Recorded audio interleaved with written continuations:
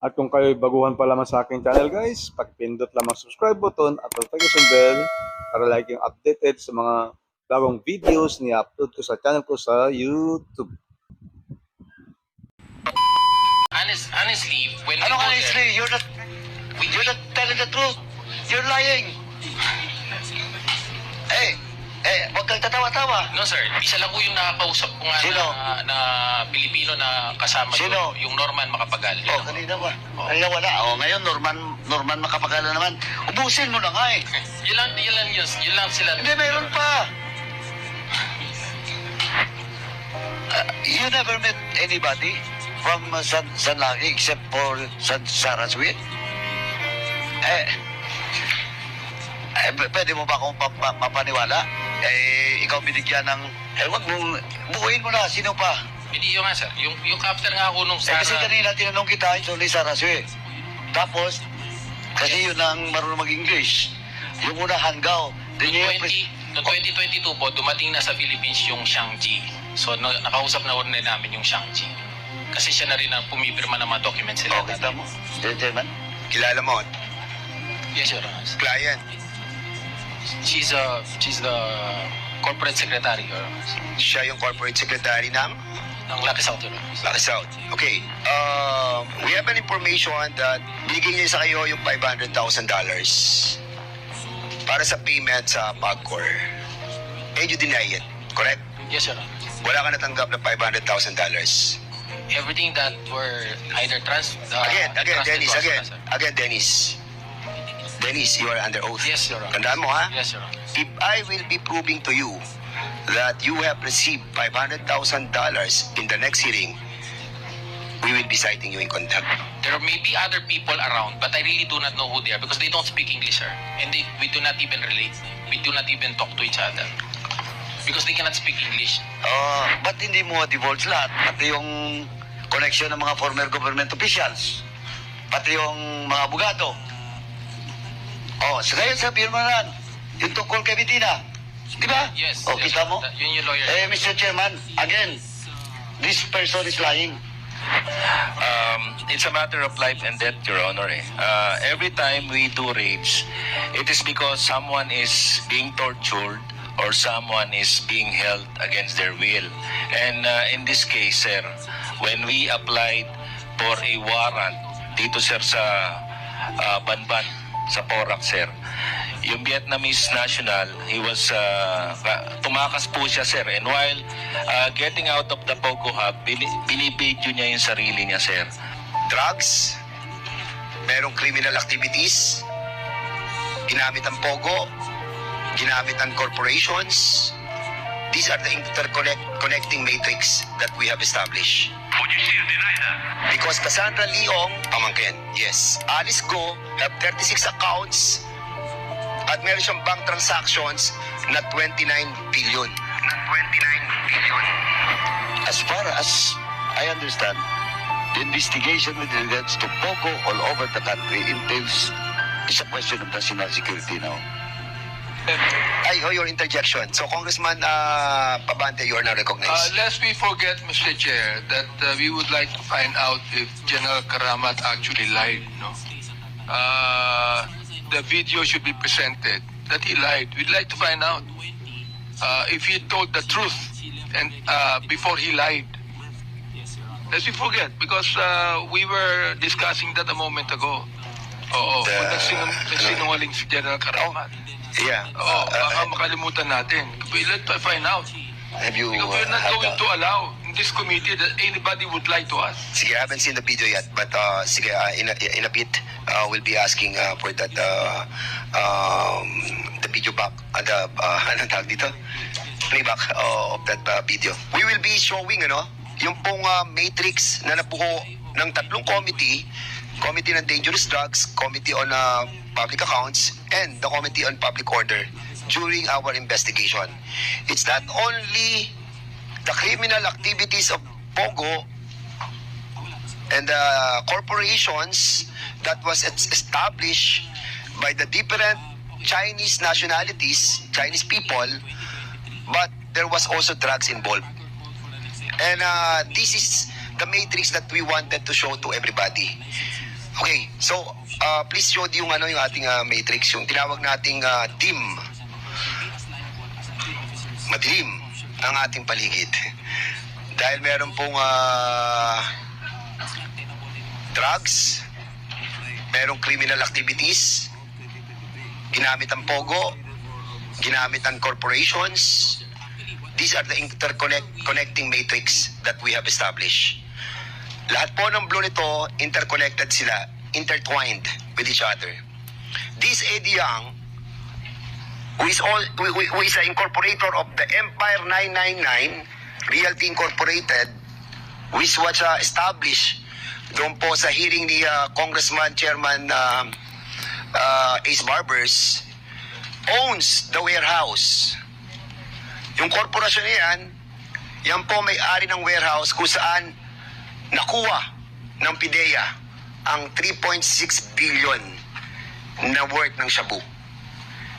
And this Eddie Yang and Willie Ong and Jack T. Yang na incorporators ng Empire 999, ngayon po ang kanilang mga passport were already been revoked.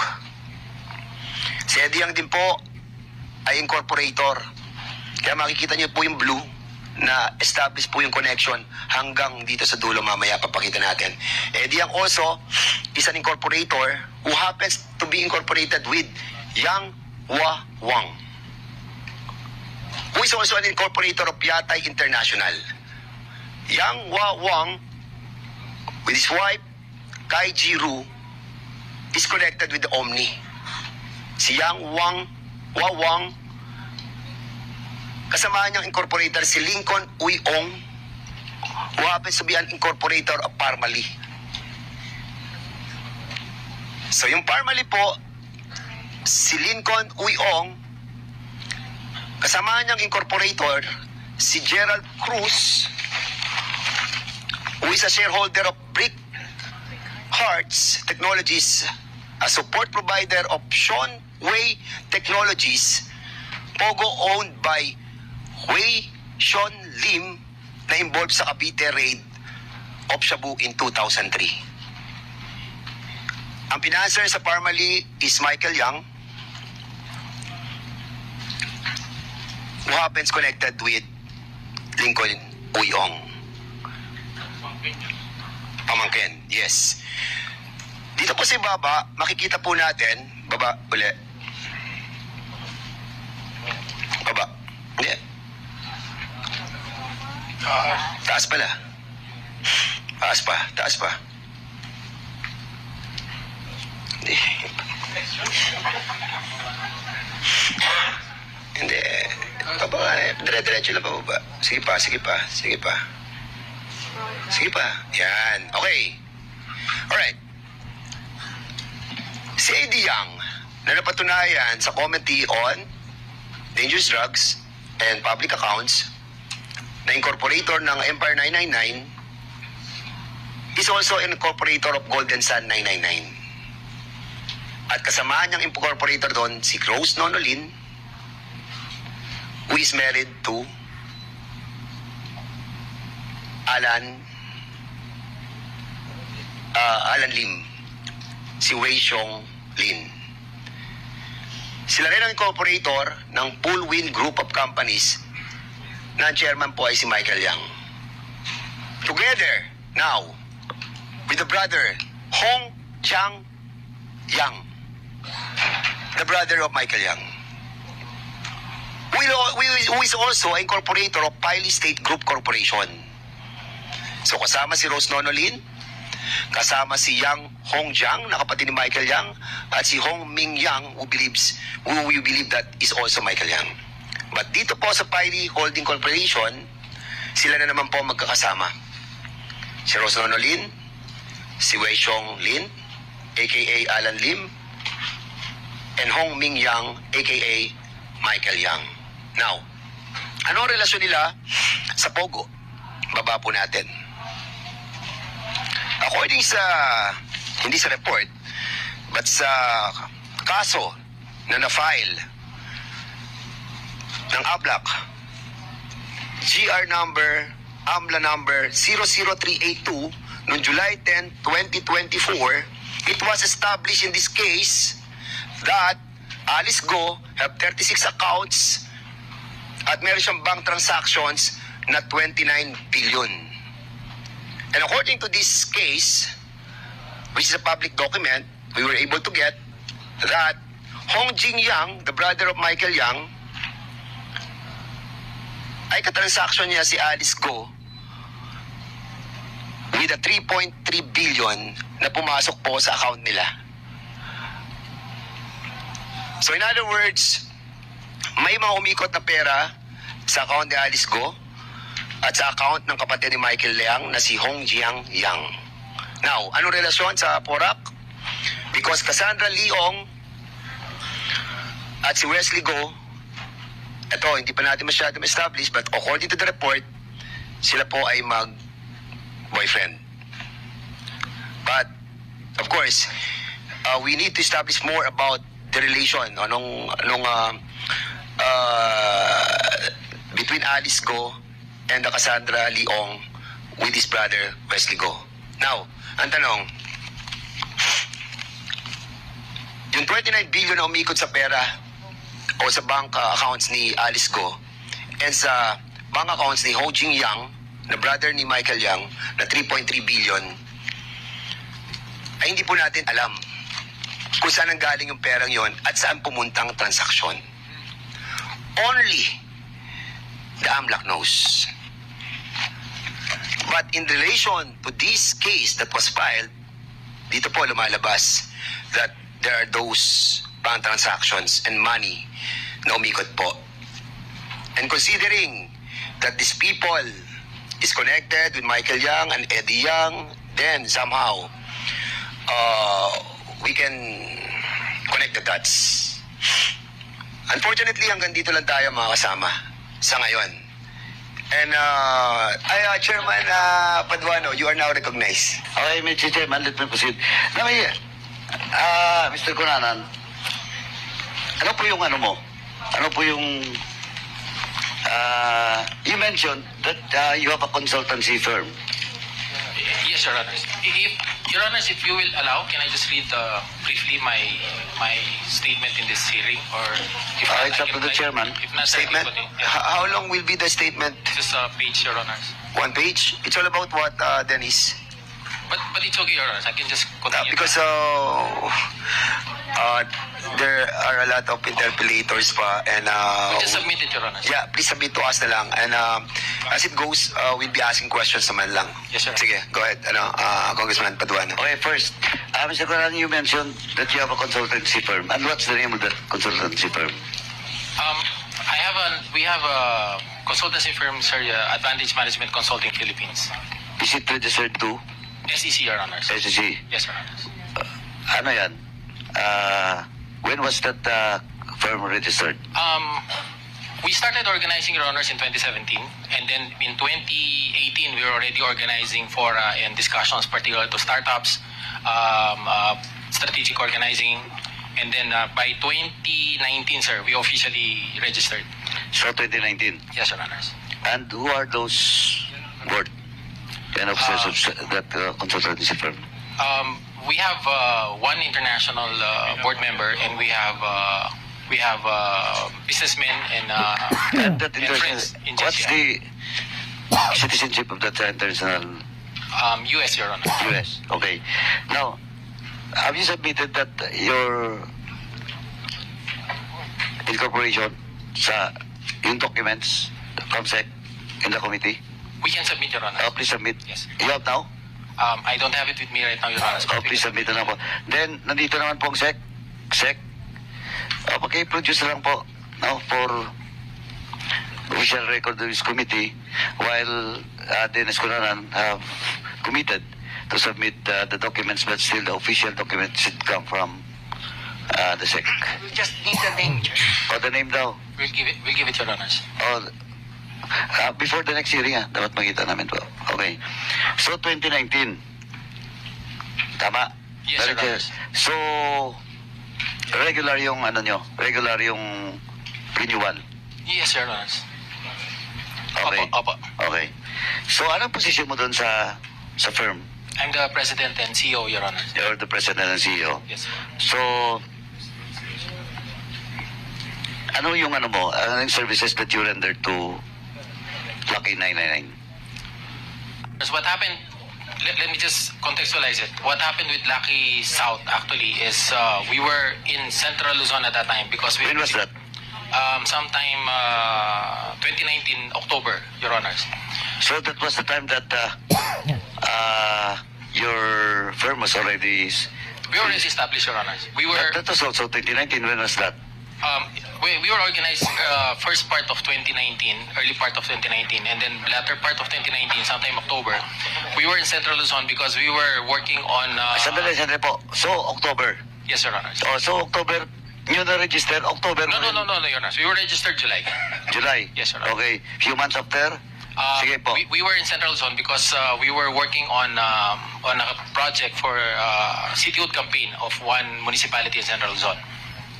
So in the course of our looking for an office which is strategically okay to locate in Angeles City because I'm from Pampanga, we got across this group who talked to us and they were introduced to us and was asking if with our levels of consultancy, if we can assist them with their application for license, which we did not accept at first, Your Honor. Sino na-introduce sa inyo? We were in the location where they are right now because there were offices there. And ito na, ang tanong ko, who introduced you to Lucky South 999 during the time? There's this certain Han Gao, Your Honors. You also a Chinese citizen? Yes, Your Honor. Han Gao. Yeah. Paano? Charlotte, she was Charlotte Chia. She was the one in Babae. Babae po. She was Oh. the one. She was the one with Lucky South at that time. Charlotte was Charlotte with... Chia. Opo. Taga Lucky South po siya. She's part of Lucky South? Yes. Oh, pero sigurado ka Chinese national?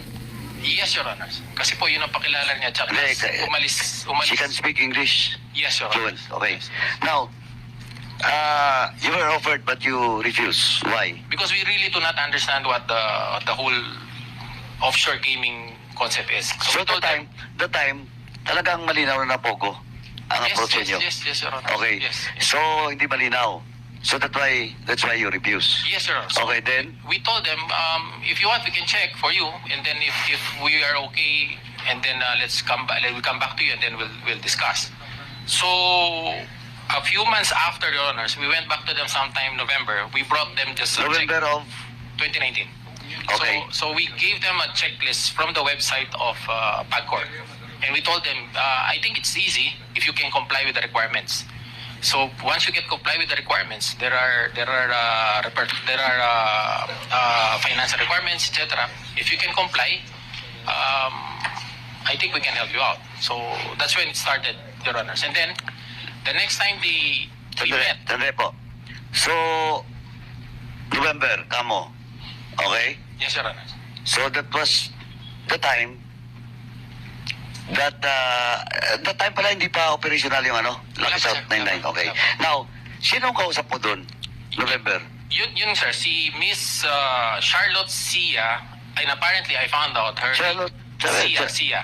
Zia? Sia, Iba pa yung Han Gao? S-H-I-A. And then apparently, sir, I found out her real name is Han Gao. Okay. Han Gao. Charlotte Zia Hanggaw. Okay. English name niya pala yun, sir. Sino pa? Siya yung kausap lang namin, sir. Sino? Siya lang po yung kausap namin. Siya lang. Apo. Siya lang yung umaharap sa amin. That is for Lapis House? For luck. For Lucky South? Ah.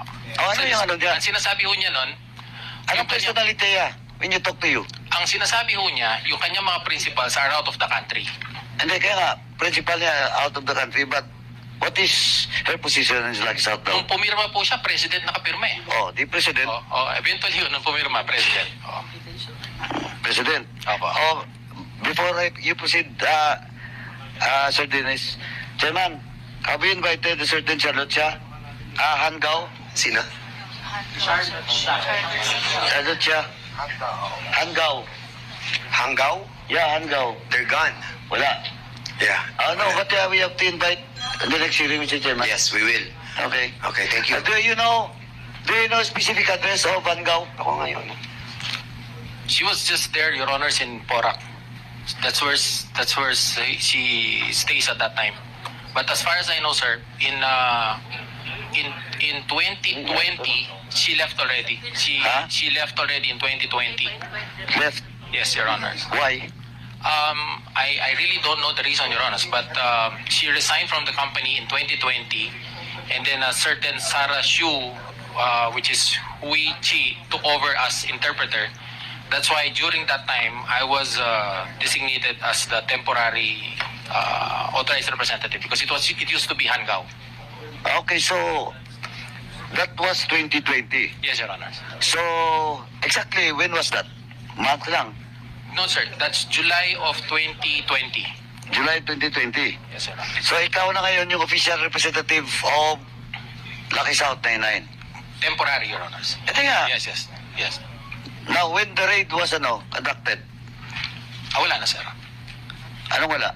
Hindi na po ako kasama to. O when, Wala. kaya ka na umalis doon. Okay, Your Honors. In June 19, 2023, Pagcor called for an exclusive meeting among all licensees of offshore, and they mentioned there that even the authorized representatives will be as liable as the key officers of offshore gaming operators.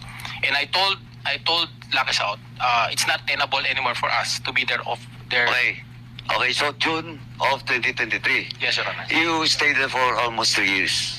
Tama? No, sir. Actually, what happened is after we helped them with their license, what happened is we are on call.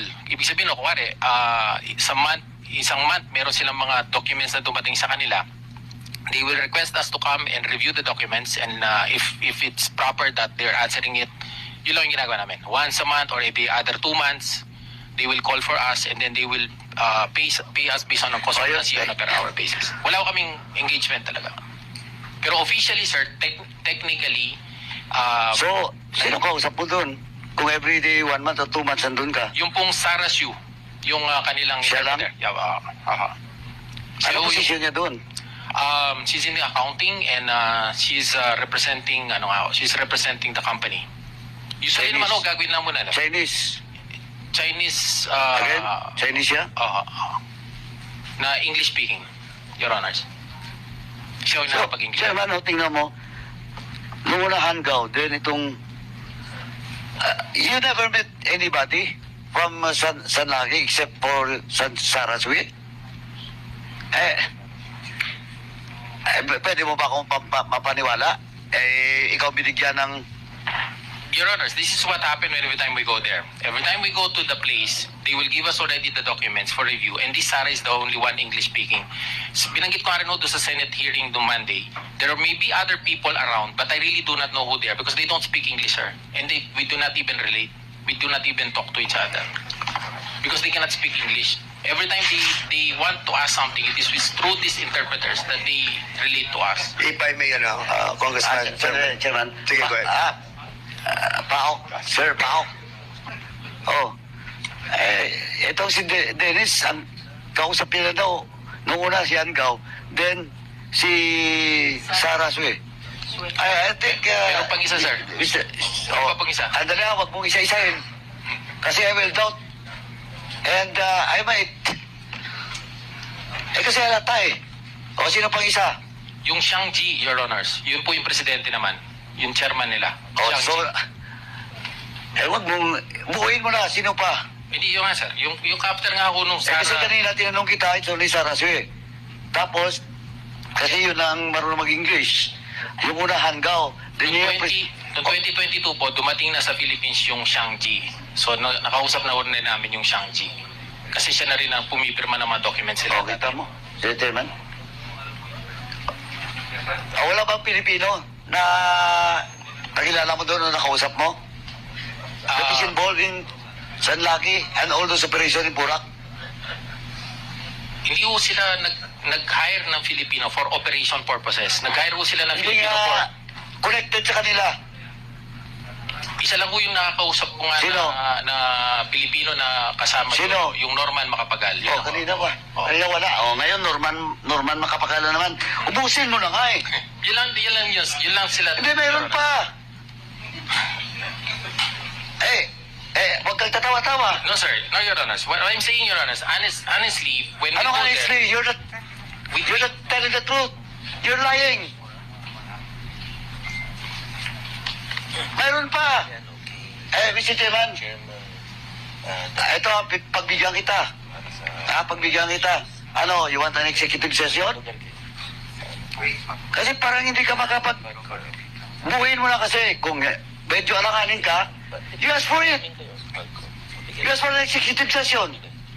I let the chair, the members of this committee will give you the time. No, Chairman, I will hold my fire to Dennis, ha? Mag-isip-isip ka. May I interject? Sige, proceed ka, Chairman.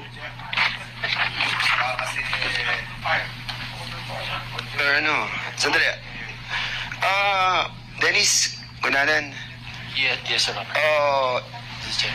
you own the company, Consultancy Advantage Management Philippine Incorporated. Is this correct? Yes, Your Honor. But can I just clarify? They No. did not- I'm just asking if you own. Yes, Your Honor. You own this? Yes. Correct. Oh, yes.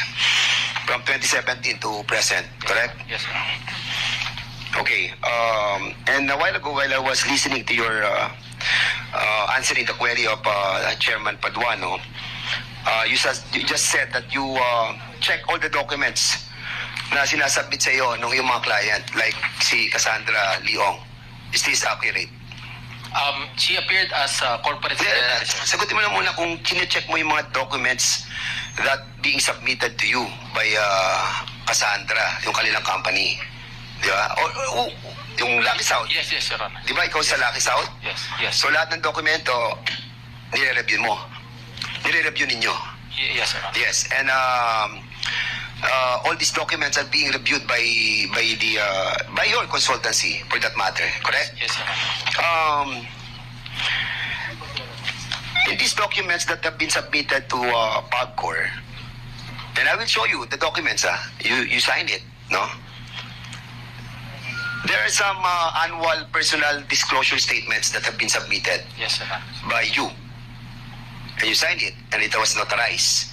And I want to show it that in here, may mga katanungan. Can you kindly show the documents para mapakita natin?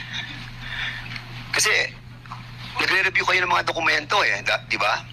And this one, parang, I think merong mga mali sa mga sinabi mo. Kasi alam mo yan, yung annual personal disclosure statement will be the basis of PAGCOR, di ba? For the approval of their, yung kanilang mga, for registration or for the license, di ba? And you are also a part of the consultant of the said company. Dito, binabanggit dito, have you ever been convicted of an offense? Wait. Have you been ever convicted of an offense? Yes or no?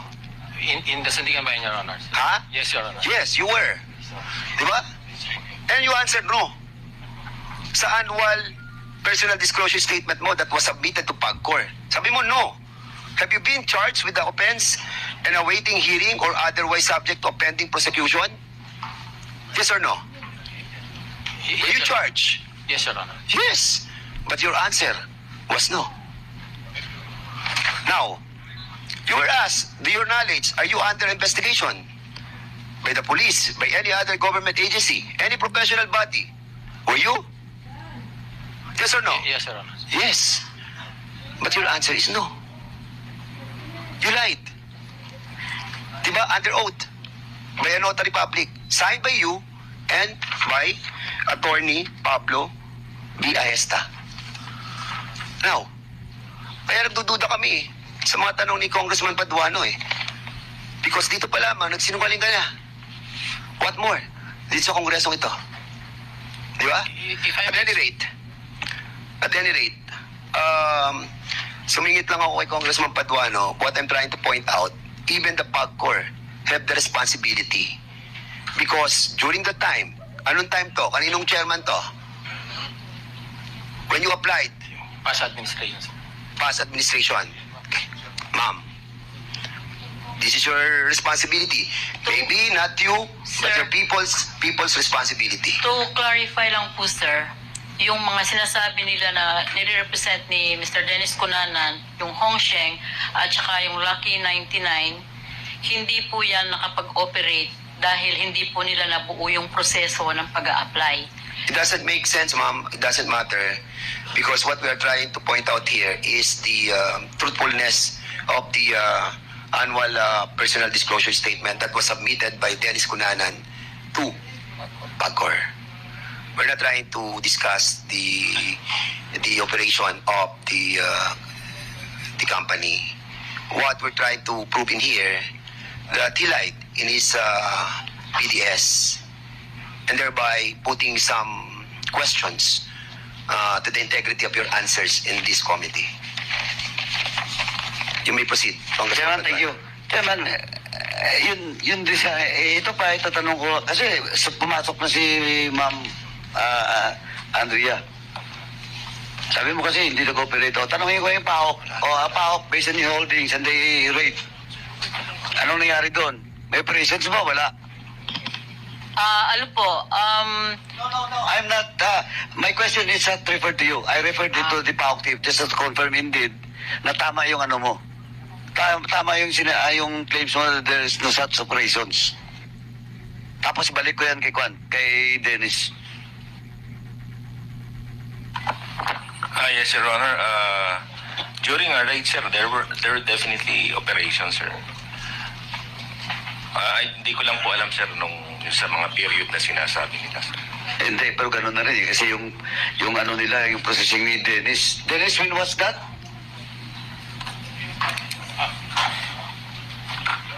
Yung approval from PAGCOR?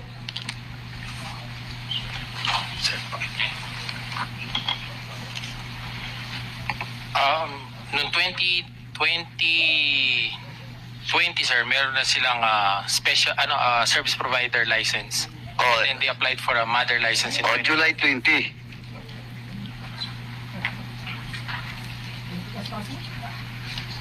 December, sir, nung nag-apply sila for service provider. Oh. Tapos, lumabas, sir, yun ng January. Pero tanong, di binigyan. Tama, ng permit. Di ba? Kompleto. Yung service provider, Your Honors. O nga. Kompleto, di ba? Yes. Oh, ma'am, kompleto. And now you're telling this committee that there is no such operations happens? iba po yung service provider dun sa Pogo, sir. What's the use of having a service provider kung hindi naman gamitin sa Pogo? Baka po yung service provider na yon, meron po siyang ibang sinaservice na Pogo. Ay, susunod ako. Hindi ko po kasi, I don't have the, pero po itong maliwanag, kasi po, kailangan siguro i-explain ko yung process. And then, explain mo na kanina, alam na namin yon na may limang, Yung pag-issue ng license. Ang sinasabi ko lang, ma'am, ganito. Now, here comes Dennis. Kinonfirm niya that was approved 2020. Oh, ano pang? Tapos pag-approve, ano? Tapos, Pag-approve po, nag-upgrade yata yung sa actual rate Pogo. was just the first day of operation? Are you telling me that that was the first operation ng raid? But all the documents was approved 2020? Supla naman. Hindi. Dennis, tanongin kita. Yes, sir. Tanongin kita. Binigyan na kayo ng permiso, lahat-lahat, kompleto. Kailan nag-operate? They have to cease operations during as a CSP, sir, nung nakakuha sila from Kirchner, yung kanyang main license, nung nakakuha sila nun, nag-start sila. Tapos nag-stop po sila during the pandemic. Kita mo? They started and they stopped because of the pandemic. When was that pandemic? That was 2020, di ba? Yes, sir. 2021. Nag-stop sila. Di ba? Tama? Tapos 2022, No, Your Honor. What happened is, in 2020, they applied for mother license. So, nung nag-apply po sila ng pero mother... prior to that, Hindi na sila, sir. Hindi na. hindi nga prior to that ang tinatanong ko. Before the mother, SP, sir. Service provider. Yes, sir. di ba? Anyway, Dennis, yan, pinakita ni chairman sa iyo. PAGCOR. Kayo na ngayon sa administration. Anong possible liability ni Mr. Dennis Cunanan? Kasi, she represents Sir, if Kasi po right now, wala na pong lisensya yung Hongsheng Gaming Technology and Lucky South Technology. But should it have been found during the time na mayroon po silang lisensya, it's a ground for the cancellation of the license. Of course, but now pause to the person. Legally, nadaya kayo eh. Yes, sir. Di ba? That's under oath. Oh, lawyer ka. Di alam mo kung anong... Kailan balikan ko lang si Dennis. Dennis, may ano pa eh. May marami pa akong holdings eh. Ang inisa-isa mo kasi. From Charlotte, di ba, to Susan, at to Sarah. Then, eto na ngayon. May Norma na. Nung tinanong kitang Pilipino, marami. Ba't hindi mo divulge lahat? Pati yung connection ng mga former government officials. Pati yung mga abogado. Kaya sabihin mo na yung tungkol kay Bettina. Di ba? Yes. Kita mo? Yun yung lawyer. Mr. Chairman, again, this person is lying. Yes, I think, and I agree. Remember, under oath, kaya nga tinanong kita gusto mo, if you cannot tell in public all your knowledge about the operations, are you willing for an executive session? This will be my last question to you. Are you willing? Yes, Your Honor. He's willing. Before we have an executive session. Thank you. Okay, thank you so much. Dennis, I believe that you know this girl, no? Kilala mo naman to. Yes, Your Honor. Kilala mo. Yes, Your Honor. Client. She's the corporate secretary, Your Honor. Siya yung corporate secretary ng Ng Lucky South, Your Honor. Lucky South. Okay.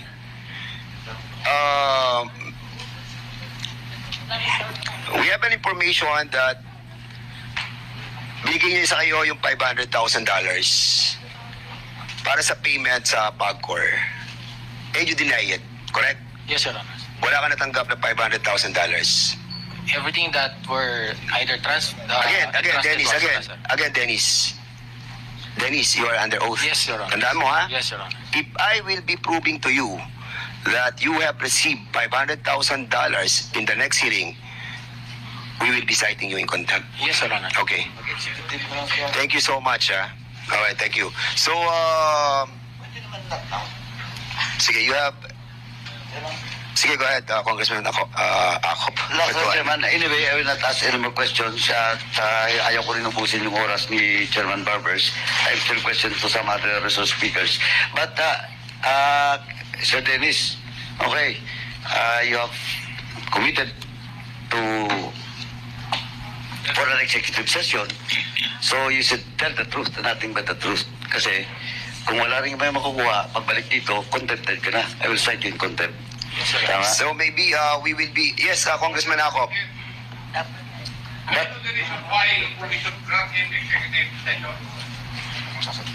Yes, I think it is incumbent upon the resource speaker to tell us the amount of the information that is going to reveal to us if it entails our national security. Otherwise, kung wala naman siyang in relation to the security of this country, then I think the members should not allow it. Di ba? And let him lie, and lie. Yes. And we will cite him in contempt Yes. to be jailed at the Quezon City Jail, Mr. Chairman. Kasi dito pa lamang po sa dokumento that, dito pa lamang sa dokumento that you have executed and submitted to PAGCOR, which is a government agency, you lied. It was clearly stated on the PDS that you lied. At any rate, naubusan natin yung oras ni Congressman Barber, so we will be proceeding to the next interpolator, who happens to be Congressman Barbers, and then after that, I will be the last to interpolate. Chairman? Yes. You know your ruling? Wala pa, hindi So far pa. as my issue is concerned. Oh yes, what's the concern if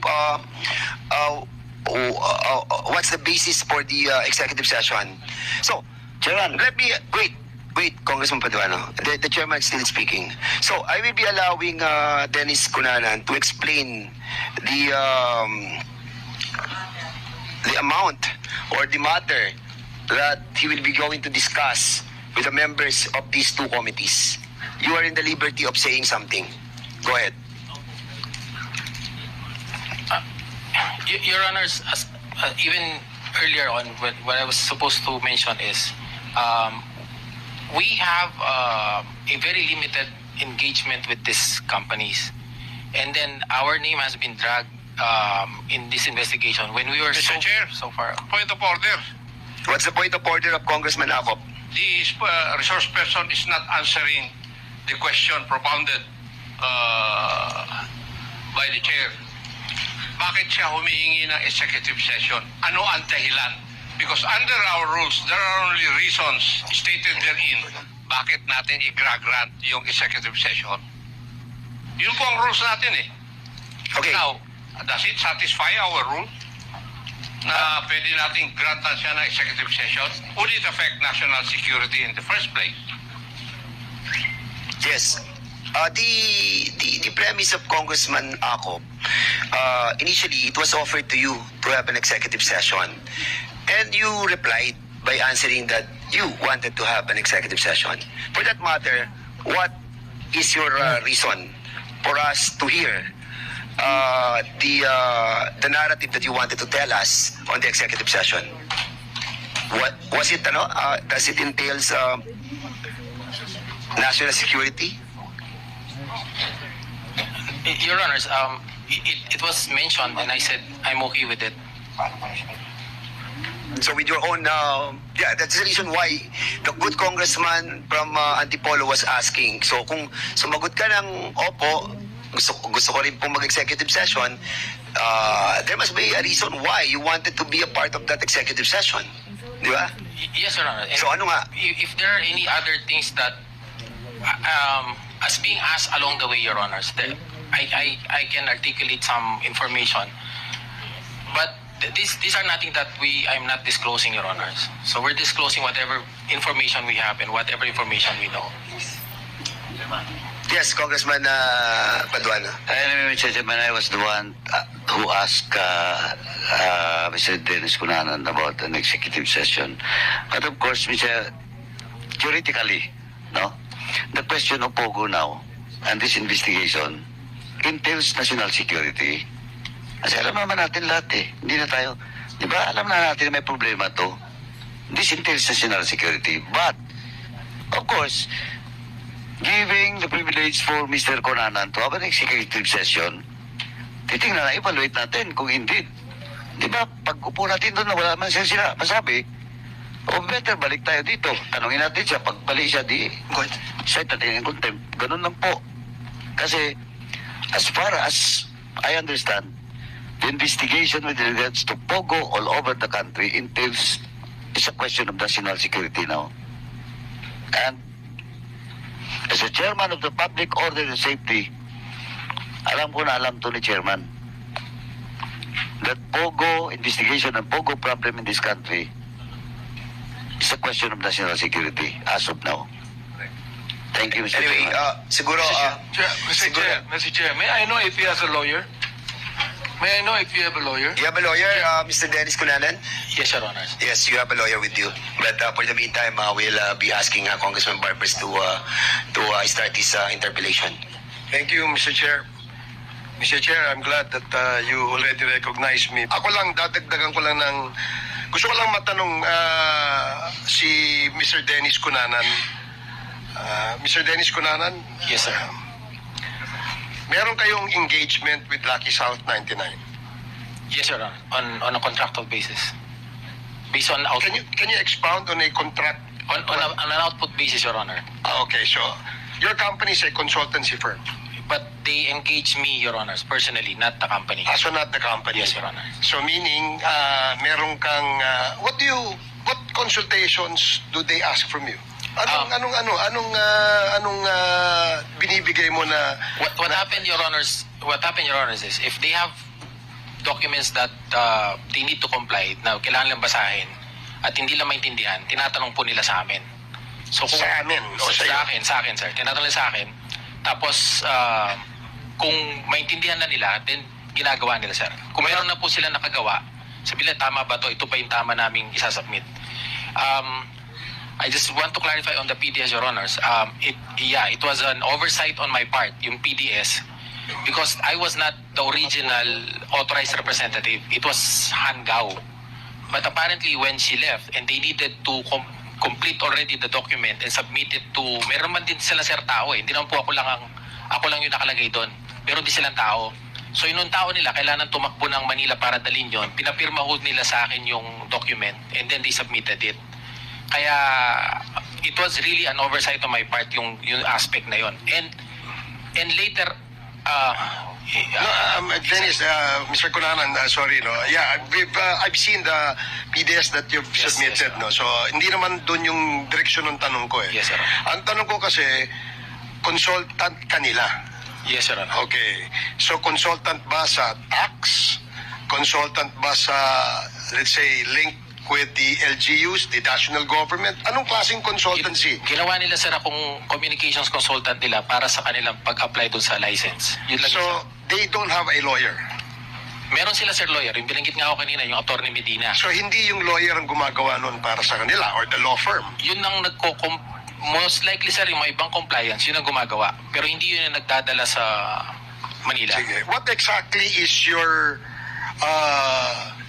what exactly is the service you provide for Lucky South? Yung specific. Liaison, basically sir. So liaison. Liaison. And their lawyers cannot do that for them. Hindi sir, kasi iba daw yung task nila eh. Para, we actually were telling them, might as well, paggawa nyo na sa mga abogado nyo yan o sa mga tao nyo yan. Okay. So kanina I heard that you denied that you received $500,000, no? And the reason why Miss Cassandra Leong went to PAGCOR is because apparently she was being charged for non-payment of what kind of fees? Regulatory fees. Oh, the regulatory fees. Yun ang sinabi niya eh.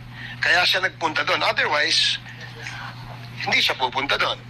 And she was escorted and probably accompanied by Attorney Harry Roque. So, sinabi mo kanina, wala ka natanggap.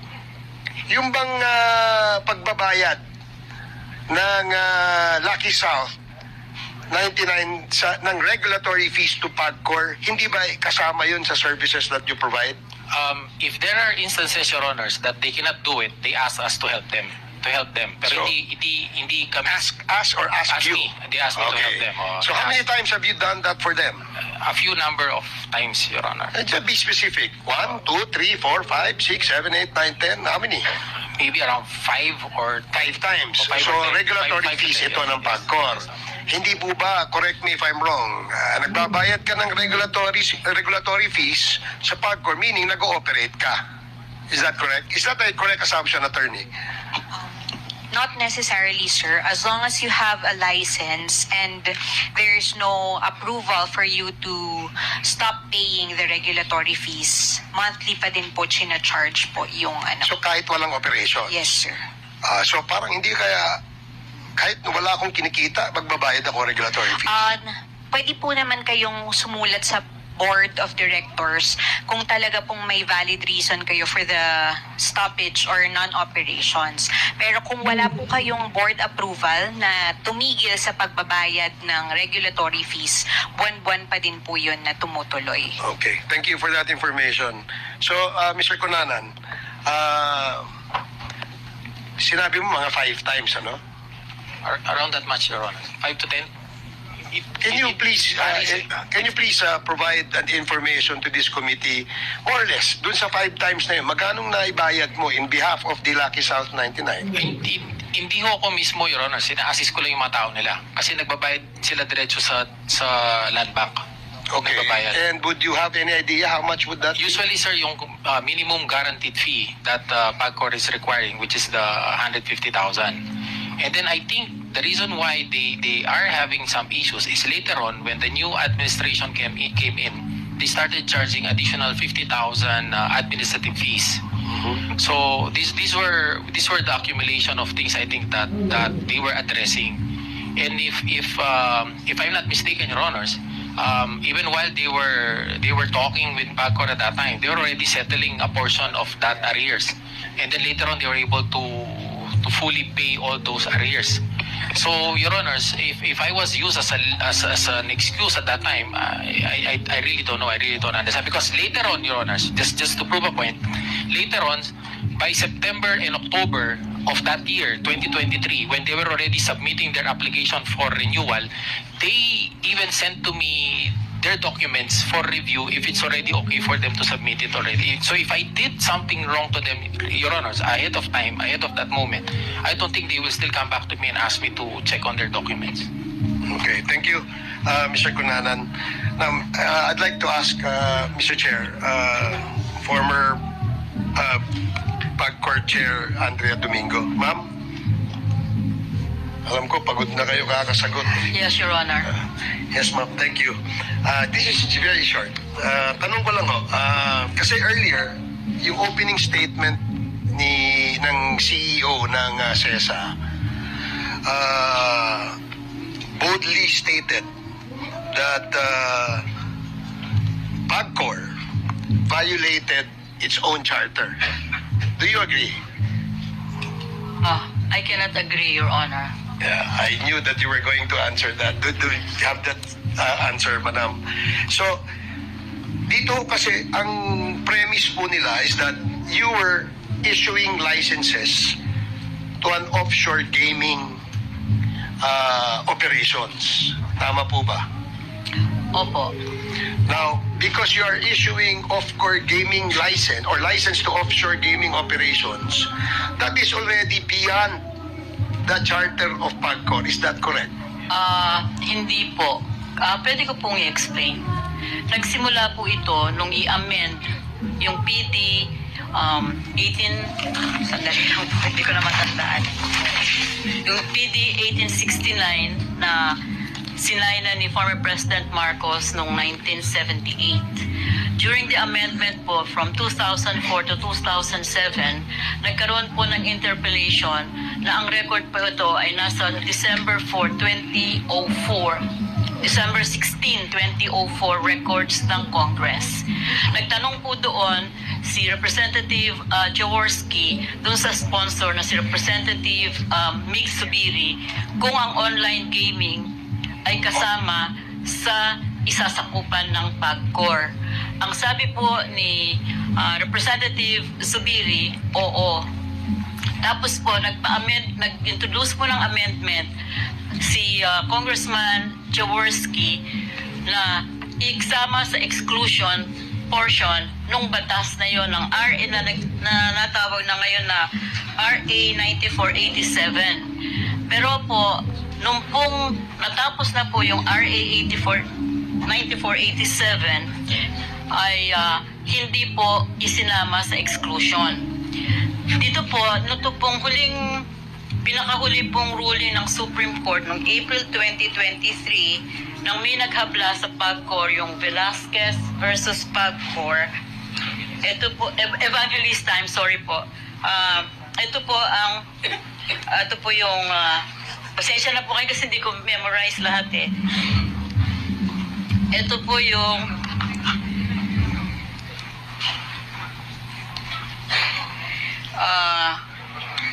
kasi sabi po nitong si Velasquez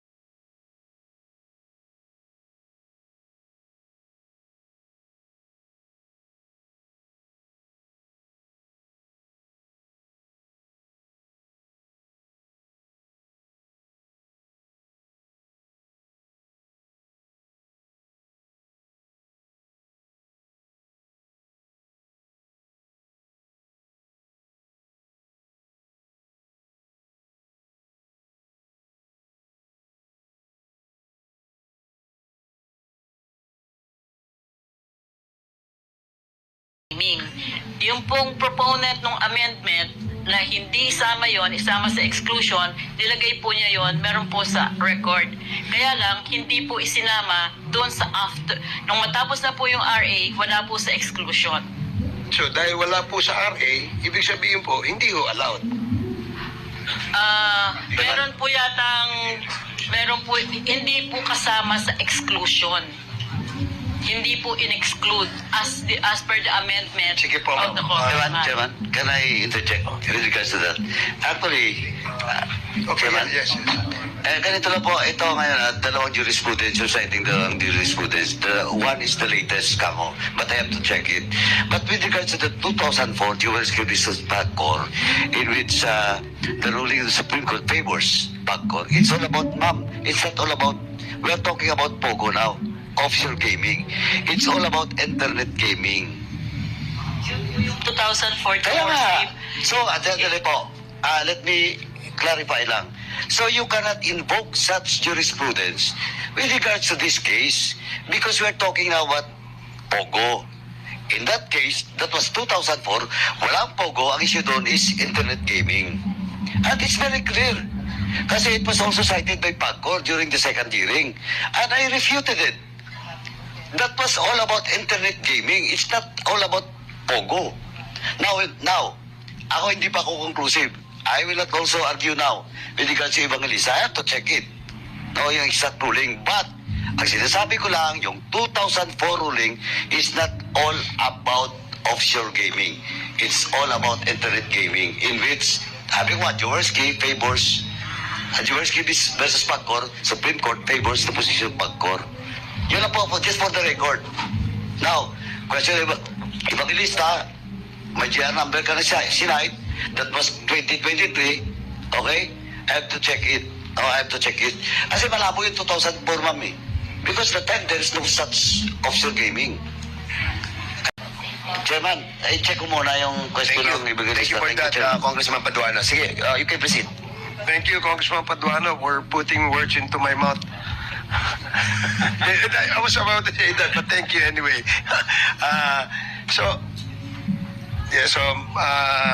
Ma'am Domingo, I am also of the opinion na hindi po sakop ng binabanggit yung jurisprudence yung operations ng online offshore gaming kasi po ang charter ng PAGCOR ay napapaloob lamang territorial po within the territory of the Philippines. But there could probably be some exemptions to that which I am not really aware and familiar of. However, ma'am, yung binanggit kasi kanina ni former Senate President Enrile, sinabi niya na hindi pwedeng mangyaring ganoon because nga po, territorial nga po ang charter ng PAGCOR.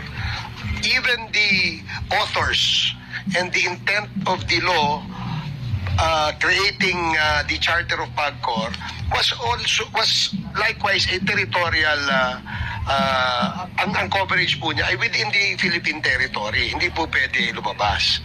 So iwanan po natin muna yon. I'd like to ask some details about paano ho ba yung I heard earlier na sinasabi po na it was during our time are 63. But any given point of time, lalo na nung height niya, nung 2018 at 2019, 50 lang po talaga ang nagpa-function. 59. Opo. Noon pong matapos ang pandemic, nung malis ako sa pwesto, 34 po ang nag-ooperate at may 130 na service provider. So let me just be clear, yung iba ho yung service provider because they do not accept bets, tama po Opo. ba? At iba naman ho yung POGO licensees kasi sila naman yung nag-operate ng gaming. Opo. Okay, dito sa inyong pagkakaalam o sa inyong panunungkulan bilang chairman ng PAGCOR, sino ho yung pinakamalaking POGO operator sa Pilipinas? Pasensya na po kayo at hindi ko na po alam yung During your mga time po, ganyang ma'am. hindi ko po alam yung mga ganyang detalye. Kaya So you don't kasi know? kung pwede pong iasang PAGCOR kung sino po yung mga mga operational during those time at kung sino po ang mga may nagmamayari. Sige po, ma'am. I-educate nyo na lang po kami, o ako. Ano ho yung parameters para malaman nating maliit, medium size, at malaking operation ng isang pogo? Ano po ang parameters niya? I think one of the parameters would be revenue stream. Okay, that's good. At least we know that based on your experience, it is the revenue stream which is the basis of the the corporations in paying their taxes, correct? Opo. Oh, so- At tsaka rin po, bago po sila ma-issuehan ng, iba po kasi yung license certificate doon sa notice to commence operation. Doon po sa bago po ma-issue yung notice to commence operation, nagsasubmit din po sila nung particular na paraphernalia, particular na gaming equipment at yung mga spaces na kailangan nila para doon. So pwede rin po parameter yon per square meter and the amount of equipment that they have and the amount of manpower that they have. Ma'am, ilang years po kayo sa PAGCOR, ma'am? 6 years, no? In that 6 years, you don't recall even a single company that have paid X amount of fees to PAGCOR? Just yung basis lang doon sa fees, ma'am. Hindi ko na po marirecall yung specific payment kasi po, Wala bang company name that probably, kumbaga sa kanta, LSS, yung lagi mo naalala, yung last song syndrome, wala bang ganon? I'm sorry po kasi tulad po ng sinabi ko kanina, ang PAGCOR po ay ang POGO po, maliit po na portion lang ng operation. Pero po kung tatanungin niyo ako sa mga integrated resort casinos, malalaman ko po yon. Pero kung tatanungin din po niyo ako kung doon sa 900 na e-bingo o e-games na kinire-regulate, hindi ko rin po alam ang mga pangalan nila. Did you also have an experience like what the present administration of PAGCOR had? Na meron pong naglalabi, meron pong hindi nagbayad ng regulatory fees? Pag hindi po nagbayad ng regulatory fees, sinisingil at tapos po idinideduct doon sa kanilang cash band na 100 million pesos po yata nung time namin. Meron pong nangyaring ganyan? Meron pong nangyayaring May ganyan. we know anong company po yan, ma'am? Nandun po sa audit report, hindi ko na So you po... don't recall? Hindi You don't na po remember? Opo. I understand. Kasi medyo may katagalan rin. At saka I'm just asking these questions, ma'am. Just like Senator Enrile, who's got sobrang photographic yung kanyang memory. Baka ganun din po kayo, ma'am. So, hindi. So, another question, ma'am. So, doon ho ba sa licensing, pagka kayo po, ang PAGCOR po ay nakapag-issue na ng license sa isang POGO, meron pa ho ba kayong monitoring na ginagawa? Yun po ang papaliwanag ko kung pwede po. Yes, ma'am, please. Two-stage po ang para ma-complete yung process ng pag-issue ng tamang dokumento para makapag-operate ang POGO. Yung first stage po, na nag-i-issue po ng license certificate, ito po ay nangangailangan ng submission of documents like corporate documents, letter of no objection from the LGU, BIA registration, and proof of payment of all fees. Pag po maayos na to, ini-issue po yung license certificate pero hindi pa po nai-issue yung notice to commence operations. Kaya po nag-i-issue based on documents nung license to operate kasi po hindi sila makakakuha ng mayor's permit, hindi po sila makakapamili ng equipment at gaming equipment and paraphernalia at kadalasan po ayaw ng landlord nila na pwedeng galawin yung kanilang space na nire-rent at i-adjust sa kanilang kailangan kung wala pong license. So po, pag nag-meet na po nila ito at magkakaroon na po ng probity check at actual physical inspection mula po sa PAGCOR at saka pa lamang po mabibigay yung notice to commence operations. Yung pong from the license to the notice to commence operations, nung during normal times na wala pong pandemic, 6 months po ang binibigay ng PAGCOR dyan na hindi pa po sila nagbabayad ng kahit anong penalty or administrative fees. Kasi po, na 6 months, kaya na po nilang i-import at i-retrofit at makakuha ng iba pang permits na kailangan. Kaya naman po nagcha-charge after 6 months during normal times kasi po, pag nag-project po kami ng revenues, yung mga na-approve na ng mga POGOs, kailangan po makakuha na rin ng revenues doon dahil kung hindi, magfo-fall short po yung aming mga projections which is required by other government agencies. At saka po, ayaw po sana, yun po, iniiwasan na kukuha lang ng lisensya na parang provisional license lang tapos ipasa sa iba at iba na lang ang sasalo. Hindi ko sinasabi pinagbibili pero ayaw po sana na yung mangyari noon. During the pandemic po, na-extend po yan ng hanggang 2022 kasi nga po, nagsara naman lahat ng karamihan ng ka-deal nila kunwari sa mga permits, mga purchases and all of that. Kaya po, nagkakaroon na ng income ang PAGCOR sa regulatory fees at admin fees na $150,000 per month kahit wala pong operation. Sige po, ma'am. Thank you po dyan sa information na yan. We already got the substantial information regarding that. Pero natanong ko kasi, the reason why I asked that, are we monitoring after a license is issued? Yes po, kaya meron po kaming CMED. Okay.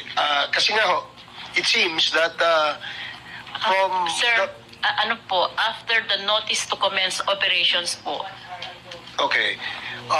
Kaya ho, kasi natanong ko ito, mukhang walang nakamonitor na mayroon pong mga POGO na nagiging scam hubs.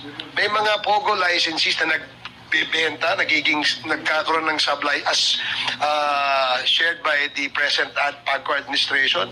Kasi saan ho nanggaling yung sinabi na ni Chairman Altenco na mayroong 402 POGO operators, both legal and illegal. Is that correct, attorney? Those are, sir, the illegal na po. O, yung illegal, saan ang galing po yun, di ba? Ang pagkakaalam ko po, ang PAGCOR may jurisdiction sa legal. Yun pong illegal ay talaga pong trabaho na po ng law enforcement yun.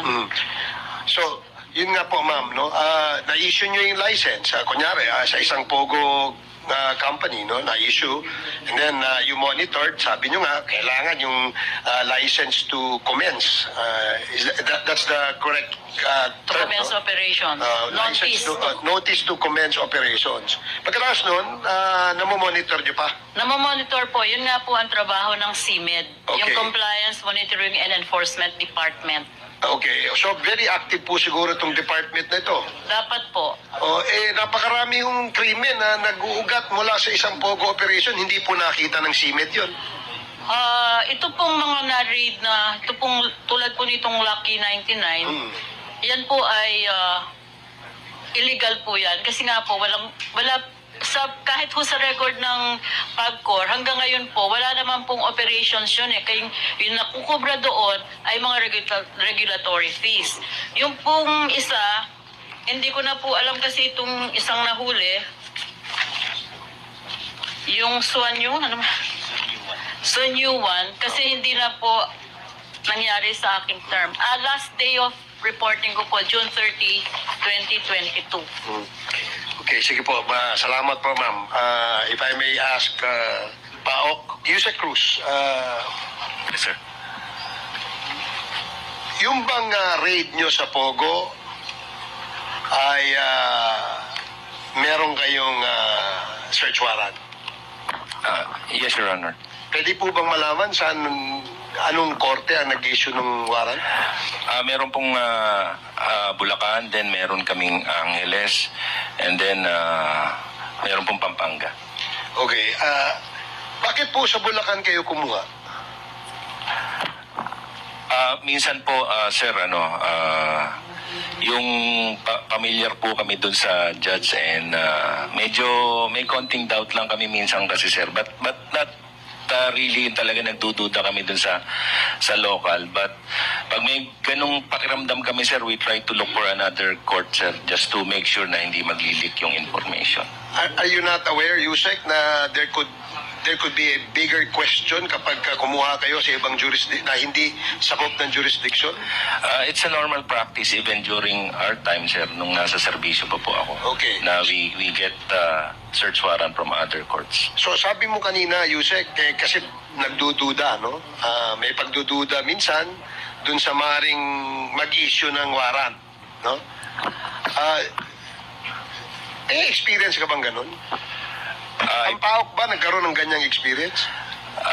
If we talk of the experiences we got, sir, dito lang sa stay ko, sir, sa PAOK, there were instances, we're even with the PAGCOR group, sir, many raid kami, and then sinalubong na kaagad kami ng 4 na abogado, And then in Porac, sir, we applied for a search warrant, and then the warrant was recalled, and then the next day it was denied.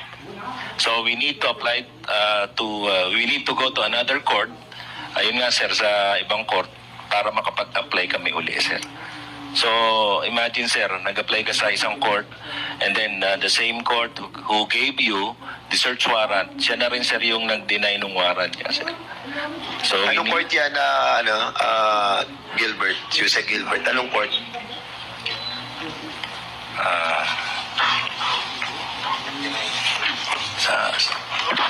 Yes, sir. That's Malolos, RTC. Sino judge?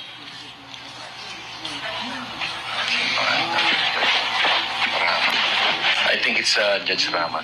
Judge? Rama. Rama? Yes, sir. Okay, Congressman Barbers. Thank you. So, because of your experience, you thought it wise to secure a warrant from another jurisdiction. Tama po ba yung aking assessment? Yes, Your Honor. And in spite of the fact that you know na merong maring i-question dyan, Yes, sir. Kasi during that time, it's a matter of life and death, Your Honor. Every time we do raids, it is because someone is being tortured or someone is being held against their will. And in this case, sir, when we applied for a warrant dito, sir, sa Banban, sa Porac, sir, yung Vietnamese national, he was tumakas po siya, sir, and while getting out of the Pogo Hub, binibidyo niya yung sarili niya, sir, and it was a live stream in Vietnam, so our attention was called by the Vietnamese embassy na sinasabi na meron silang nationality, Vietnamese nationality, na a victim of torture, and now tumakas siya dun sa isang bahay.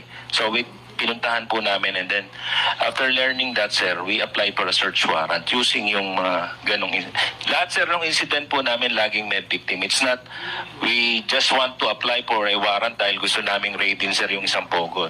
It is because there is a person being tortured or a victim of kidnapping, sir, ongoing, sir. okay, maraming salamat, Yusek. And last question, Mr. Chair, I'd like to direct this question to PAGCOR. Based on your records, attorney, sino ang pinakamalaking pogo operator sa Pilipinas sa ngayon? Yung legal muna. Yung legal muna. Kasi I'm sure you might probably withhold the information on the illegal, but just the same, who is the biggest pogo operator sa Pilipinas ngayon? Siguro, sir, with regard to space po, company po, pangalan New Oriental Club po. New Oriental. With regards to the space, that's one parameter, correct? Yes, sir. What about in terms of revenues? Ngayon po kasi Thank you for watching, guys. Just click on my YouTube channel, Al Johnny Rick.